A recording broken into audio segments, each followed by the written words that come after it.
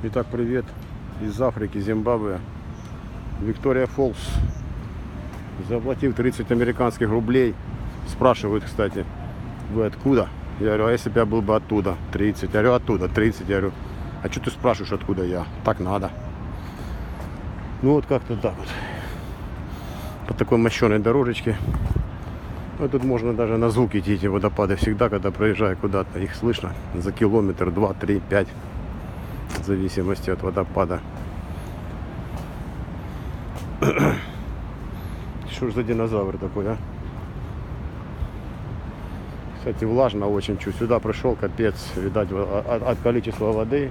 Ну, оно и видно, весь лесочек мокрый, дорожка мокрая. Кстати, очень скользко. Очень скользко. Влага, все. Hi.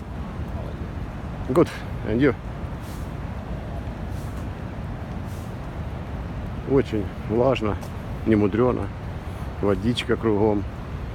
100% в воздухе влажности. Вот так неспешивой походочкой все топают на водопадике Виктории. А я только успеваю вытираться. Течет. Капец. Я аж прям соскучился по влажности. В Южной Африке так хорошо было.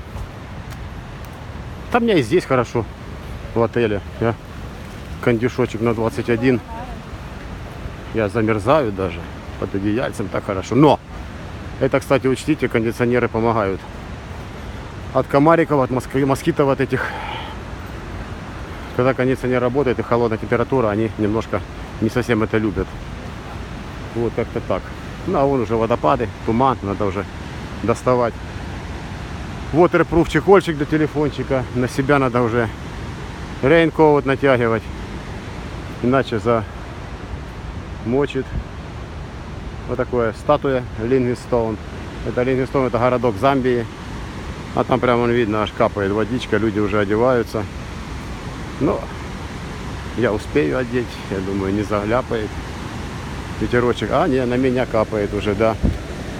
Надо в деревья зайти вот там и одеваться. Вон отсюда уже виднеется немножко. Вот солнышко было бы, была бы радуга, было бы классно. Я когда был на Игуасу, в Бразилии, в Аргентине, ой, какая там радуга. Там глотка дьявола, там просто буйство природы.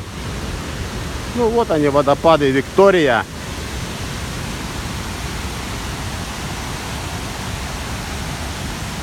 Мокровато, влажновато, но это вода.